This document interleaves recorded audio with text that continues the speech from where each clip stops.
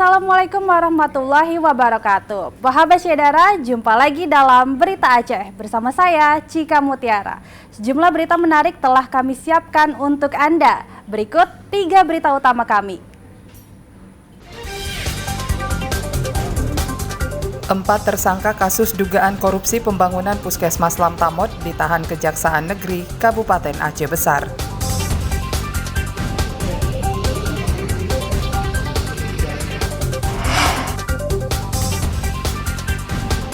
Dua caleg DPR Aceh dari PKS dan seorang anggota DPD RI Dapil Aceh didiskualifikasi dari daftar calon tetap pemilu 2024. Warga menggalakkan penanaman mangrove di kawasan rawa Desa Pusung, Lok Semawe guna mencegah abrasi pantai.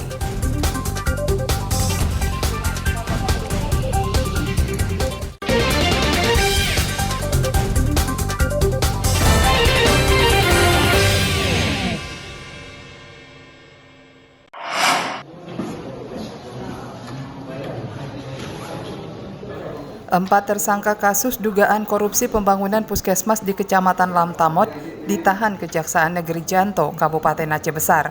Penahanan keempat tersangka usai menjalani pemeriksaan dugaan korupsi proyek senilai 2,64 miliar rupiah. Penahanan keempat tersangka karena dikhawatirkan melarikan diri, merusak atau bertindak yang akan mengganggu penyidikan. TZF, MR, dan SI serta SN ditahan penyidik Kejaksaan Negeri atas dugaan korupsi pembangunan puskesmas tahun anggaran 2019. TZF merupakan PPTK pada Dinas Kesehatan Kabupaten Aceh Besar. MR selaku Wakil Direktur CVSN sekaligus rekanan pelaksana proyek tersebut. Adapun SI dan SN masing-masing peminjam perusahaan Direktur CVDPC, perusahaan konsultan dan pengawas. Penyidik menemukan 2 alat bukti sesuai hasil pemeriksaan ahli. Dari pemeriksaan, penyidik menemukan kekurangan volume karena pembangunan puskesmas tidak sesuai spesifikasi. Para tersangka tersebut diduga telah melakukan tindak pidana korupsi dalam pekerjaan pembangunan Puskesmas Lamtamot, Kecamatan Lembah Selawah, Kabupaten Aceh Besar tahun anggaran 2019. Secara melawan hukum menyalahgunakan kewenangan tidak melaksanakan pekerjaan tersebut sesuai dengan hukum yang berlaku sehingga terdapat kekurangan volume pekerjaan sesuai dengan pemeriksaan fisik oleh ahli yang mengakibatkan kerugian negara sekitar 134 juta rupiah berdasarkan perhitungan sementara oleh penyidik. Penyidik juga telah memeriksa 35 orang saksi dan meminta keterangan ahli. Selain menahan tersangka, penyidik juga menyita 84 barang bukti berupa dokumen proyek tersebut. Penyidik masing-masing menunggu audit penghitungan kerugian negara dari Badan Pemeriksaan Keuangan dan Pembangunan atau BPKP Aceh, guna memastikan kerugian negara dalam pembangunan puskesmas di kecamatan terpencil tersebut. Keempat tersangka rencananya ditahan di Rumah Tahanan Kelas 2B Kabupaten Aceh Besar hingga 20 hari ke depan. Keempatnya diancam melanggar Undang-Undang Nomor 31 Tahun 1999 tentang pemberantasan tindak pidana korupsi dan ancaman hukuman minimal penjara 5 tahun. Tim Liputan Aceh melaporkan dari Kabupaten Aceh Besar.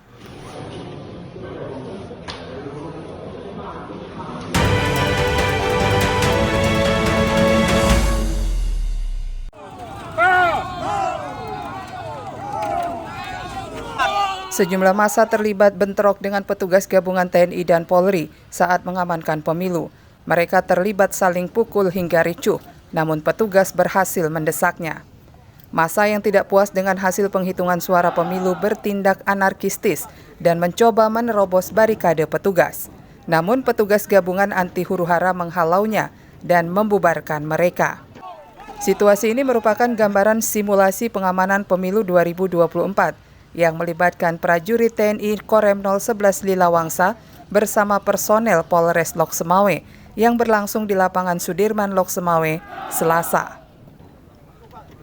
Korem 011 Lilawangsa dibantu Kodim 0103 dan Polres Lok Semawe secara bersama mengerahkan sejumlah personel untuk mengamankan pemungutan suara.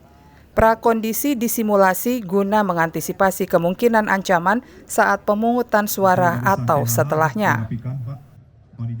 Kami sampaikan bahwa idealnya satu Babinsa akan mengawasi 1 ataupun 2 TPS. Kita akan tetap melaksanakan kolaborasi dengan Babin Kaptimas di lapangan. Kita melaksanakan apel gelar, setelah ini kita melaksanakan latihan PAH dengan patroli. Meskipun seperti kami sampaikan tadi bahwa Kota Lok Sumawe masuk dalam kategori kuning, tetapi kita tidak boleh lengah sehingga kita tetap melaksanakan tugas dengan sebaik-baiknya. Pada simulasi ini petugas gabungan TNI dan Polri memastikan keamanan terkendali dengan berpatroli di seputaran Kota Lok Sumawe. Simulasi pengamanan pemilu melibatkan 700 personel gabungan TNI dan Polri. Setidaknya 5 daerah masuk kategori merah pada pemilu 2024 ini. Kelima daerah tersebut adalah Kabupaten Pidi, Kabupaten Pidi Jaya, Kabupaten Biren, Kabupaten Aceh Utara, dan Kabupaten Aceh Timur. Petugas pun menaruh perhatian khusus pada 5 daerah tersebut. Ramadan melaporkan dari Kota Lok Sumawe.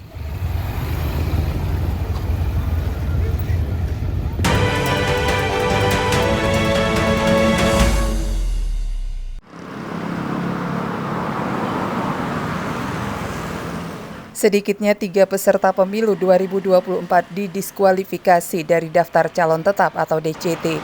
Dari 3 peserta, 2 diantaranya adalah calon legislatif dari Partai Keadilan Sejahtera, PKS, untuk pemilihan DPRA dan seorang calon DPD RI atas nama Zulfikar. 2 calon anggota DPRA yang dibatalkan adalah Samsul Bahri dari Dapil Aceh 6 Aceh Timur dan Anggarda Paramita dari Dapil Aceh 8. Dan keduanya sudah tidak memenuhi syarat lagi sebagai caleg karena telah diberhentikan partai pengusungnya. Ketentuan tersebut diatur pada pasal 87 ayat 4 PKPU nomor 10 tahun 2023 tentang pencalonan anggota DPR, DPD, DPRD Provinsi, dan DPRD Kabupaten Kota. Meskipun telah dibatalkan dalam DCT, nama kedua caleg tersebut masih ada dalam surat suara.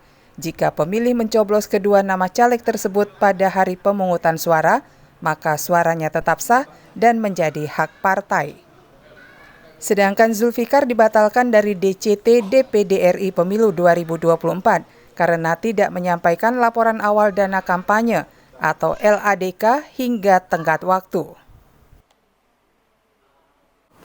Salah satu partai politik tingkat provinsi. Nah, dalam surat tersebut sudah mengeluarkan SK memberhentikan 2 anggota partai politiknya dan terdaftar dalam daftar calon tetap anggota DPRA. Juga disertai dengan pengantar dari partai politik karena anggota tersebut sudah diberhentikan berdasarkan PKPU nomor 10 tentang pencalonan, itu harus kita batalkan menjadi calon anggota DPRA. Dengan pembatalan ini, Zulfikar tidak diikutsertakan dalam penghitungan perolehan kursi di daerah pemilihan di wilayah Provinsi Aceh. Ketentuan ini diatur dalam pasal 118 ayat 2 PKPU nomor 18 tahun 2023 tentang dana kampanye pemilu. Pembatalan 3 peserta pemilu akan diumumkan oleh petugas KPPS sebelum pemungutan suara dimulai. Tim Liputan Aceh melaporkan dari Kota Banda Aceh.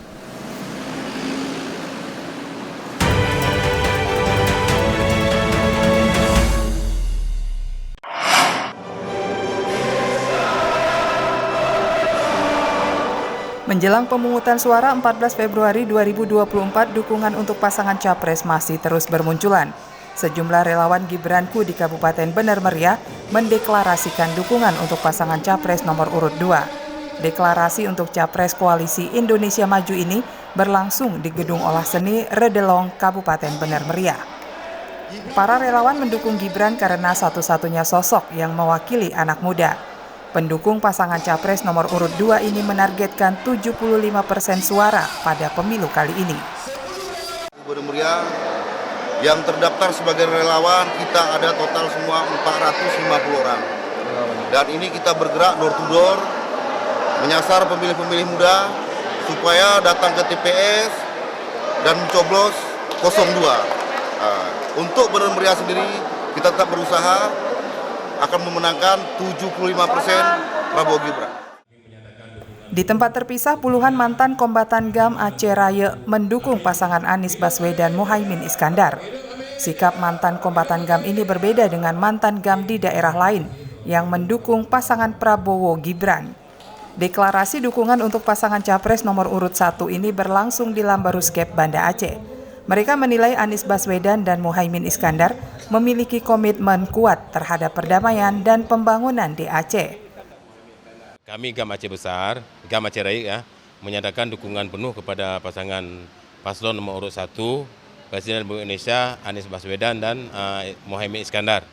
Karena memang semua orang ingin membuat pernyataan ya, tapi yang kami tahu tidak seluruhnya. Jadi para kombatan GAM di seluruh Aceh umumnya mendukung paslon nomor urut 1. Sebelumnya, Cawapres Mahfud MD berkunjung ke Provinsi Aceh. Mahfud bertemu pendukungnya dan milenial di sebuah warung kopi di Banda Aceh. Mahfud MD menyinggung kasus pelanggaran HAM di Aceh. Menurutnya pelanggaran HAM di Aceh harus diselidiki Komnas HAM, seperti tragedi Simpang KKA, Rumo Gedung, dan Jambu Kepo. Pelanggaran HAM harus diselesaikan segera oleh pemerintah. Bahwa ya saya berterima kasih atas kepercayaan ini, kemudian untuk melanjutkan tugas-tugas ke depan supaya bisa Kominfo Polhukam lebih efektif, silakan ditata kembali, dan tentu saya akan menyampaikan permohonan maaf. Pasangan Capres terus berlomba merebut hati pemilih di Serambi Makkah dengan berbagai upaya dan janji. Namun janji tersebut hanya bisa dinikmati usai pemilu nanti. Tim Liputan Aceh melaporkan dari Kabupaten Bener Meriah dan Kota Banda Aceh.